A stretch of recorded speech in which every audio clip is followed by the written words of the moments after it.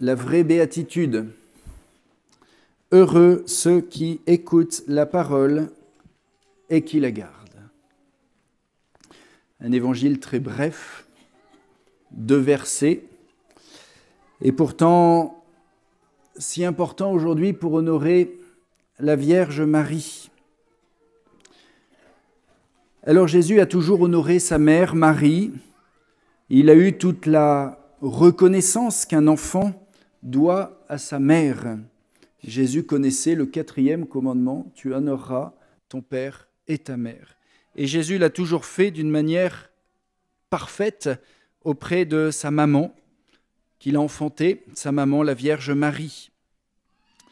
Mais ici, Jésus révèle en fait que ce qui fait la vraie grandeur de la Vierge Marie, et sa vraie grandeur, ce n'est pas d'abord de l'avoir enfantée, donner la vie, naissance, mais en fait, c'est son écoute de la parole et sa manière de la garder dans son cœur. Heureuse la mère, non, heureux plutôt ceux qui écoutent la parole de Dieu et qui la gardent. On pourrait dire, c'est ça la vie intérieure.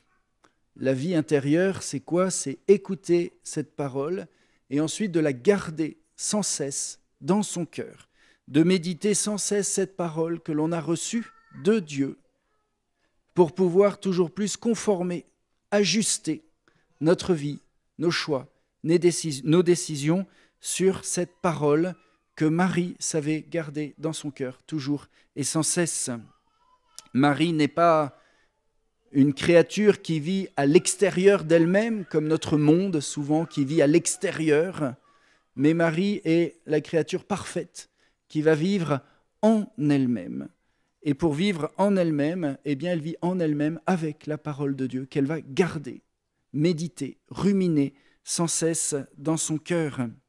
Saint Augustin, à propos de cette vie intérieure de Marie, eh bien, nous montre la fécondité de la vie intérieure. Et pour Marie, cette fécondité unique, elle est sublime. Il dira, Saint Augustin, Marie a conçu d'abord dans son cœur avant de concevoir dans son sein. Marie a d'abord conçu dans son cœur cette parole qu'elle a gardée dans son cœur, qu'elle a méditée, et bien ensuite c'est incarné. C'est notre Seigneur Jésus. Alors voilà, on pourrait dire la gloire de Marie. La gloire de Marie, c'est de porter cette parole, de la garder au point que cette parole va s'incarner. Et en d'autres mots, pour Marie, voilà, parole entendue, méditée, devient parole faite chair. C'est ça, la gloire de Marie. Et souvent, c'est vrai, on nous demande, mais pourquoi prier Marie? À quoi ça sert la dévotion mariale?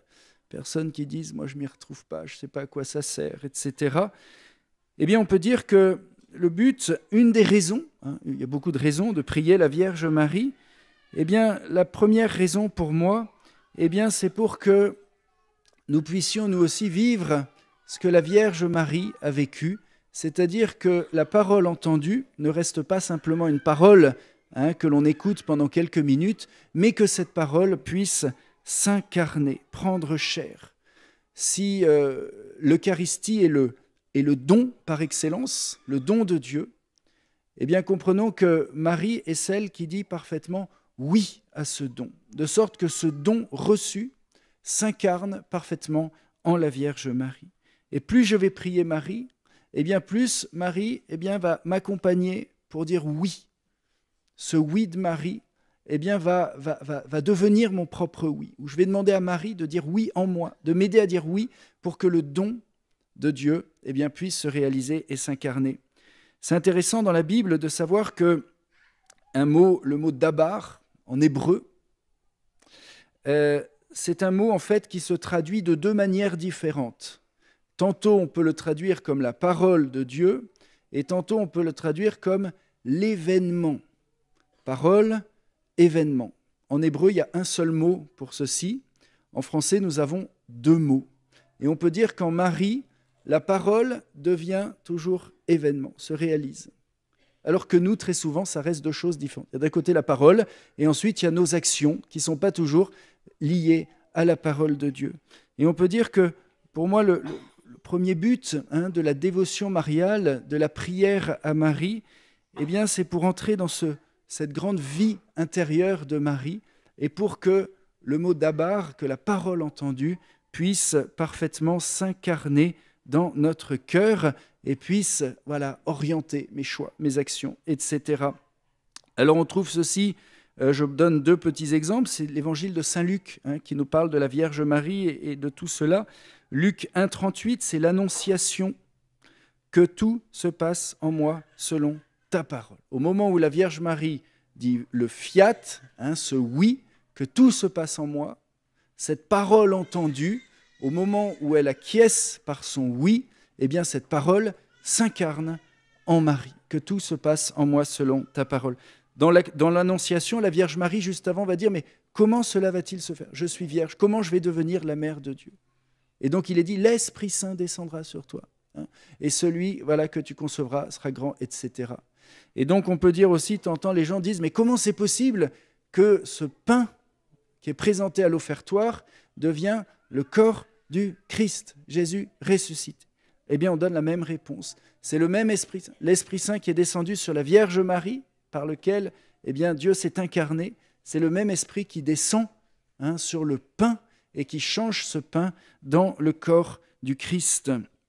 Et alors, la Vierge Marie va dire son fiat, son oui, ce fiat.